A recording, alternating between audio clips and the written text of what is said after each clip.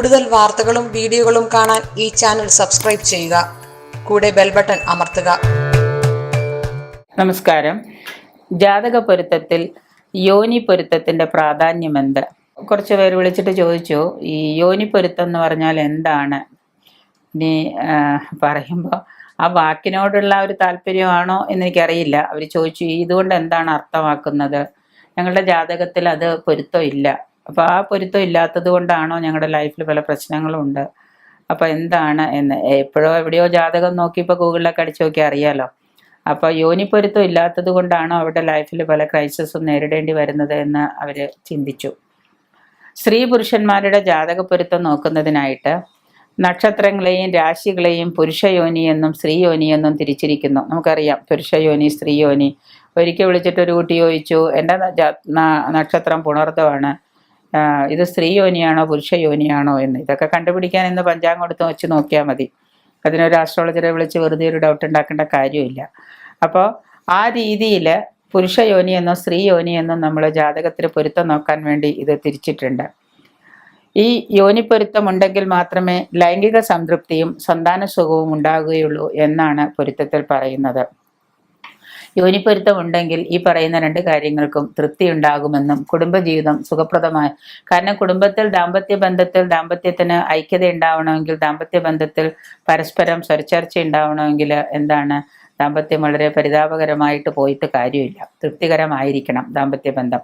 അപ്പോൾ ആ തരത്തിൽ ലൈംഗിക സംതൃപ്തിയും സന്താന സുഖവും ഉണ്ടാകണമെങ്കിൽ ഈ പറയുന്ന യോനിപ്പൊരുത്തം മസ്റ്റായിട്ട് ഉണ്ടായിരിക്കണം എന്നാണ് ജ്യോതിഷത്തിൽ പറയുന്നത്. ജാതക പരിശോധന അല്ലെങ്കിൽ പൊരുത്ത പരിശോധന നോക്കുമ്പോൾ പൊരുത്ത ശോധനയിൽ ഈ പറയുന്ന സംഗതി ഉൾപ്പെട്ടിട്ടുണ്ടാവണം. ഇത് ഉത്തമമായിരിക്കണം. ഇത് നീചമായിട്ടോ അല്ലെങ്കിൽ അധമമായിട്ടോ വന്നു കഴിഞ്ഞാൽ തീർച്ചയായിട്ടും ഈ പറയുന്ന ലൈംഗിക സുഖം ഉണ്ടാവില്ല എന്നാണ് പറയുന്നത്. അശ്വതി, ഭരണി, മകം, ഉത്രം, ഉത്രാടം, പൂയം, പൂരാടം, തൃക്കേട്ട, ചോതി, അവിട്ടം, വിശാഖം, മൂലം, പുരോരുട്ടാതി, തിരുവോണം ഈ നക്ഷത്രങ്ങൾ പുരുഷയോനിയും, അതായത് അശ്വതി, ഭരണി, മകം, ഉത്രം, ഉത്രാടം, പൂയം, പൂരാടം, തൃക്കേട്ട, ചോതി, അവിട്ടം, വിശാഖം, മൂലം, പുരോരുട്ടാതി, തിരുവോണം ഈ നക്ഷത്രങ്ങൾ പുരുഷയോനിയും, കാർത്തിക, അത്തം, പൂരം, ചിത്തിര, അവിട്ടം, തിരുവാതിര, പുണർദം, മകയിരം, രോഹിണി, അനിഴം, ചതയം, ഉത്രട്ടാതി, രേവതി ഈ നക്ഷത്രങ്ങൾ സ്ത്രീയോനിയുമാണ്. പുരുഷൻ പുരുഷയോനിയിലും സ്ത്രീ സ്ത്രീയോനിയിലുമായാൽ വളരെ ഉത്തമമാണ്. അങ്ങനെ വളരെ അപൂർവമേ വരാറുള്ളൂ എങ്കിൽ തന്നെയും പുരുഷൻ ജനിക്കുന്നത് പുരുഷയോനിയിലും സ്ത്രീ ജനിക്കുന്നത് സ്ത്രീയോനിയിലുമാണെങ്കിൽ ആ പൊരുത്തം വളരെ അത്യുത്തമമായിട്ട് നമുക്ക് എടുക്കാം. മറിച്ച് നിന്ദ്യവുമാണ് എന്ന് പറയുന്നു.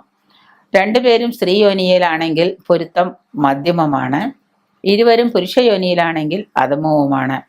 അപ്പോൾ രണ്ടുപേരുടെയും യോനി പൊരുത്തം നോക്കുമ്പോൾ സ്ത്രീ യോനിയാണ് എങ്കിൽ പൊരുത്തം മധ്യമവും, ഇരുവരും പുരുഷയോനിയിലാണ് ജനനമെങ്കിൽ അത് അധമവുമാണ് എന്നാണ് കണക്കുന്നത്.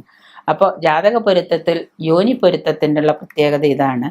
അതുകൊണ്ട് ഈ സ്ത്രീയും പുരുഷനും തമ്മിൽ വിവാഹത്തിൽ ലൈംഗിക സംതൃപ്തിയും സന്താന സുഖവും ഉണ്ടാകണമെങ്കിൽ ഈ പറയുന്ന യോനി പൊരുത്തം ഉണ്ടായിരിക്കണം എന്നാണ് പറയുന്നത്. അത് ഉത്തമത്തിലായിരിക്കണം എന്നാണ് പറയുന്നത്.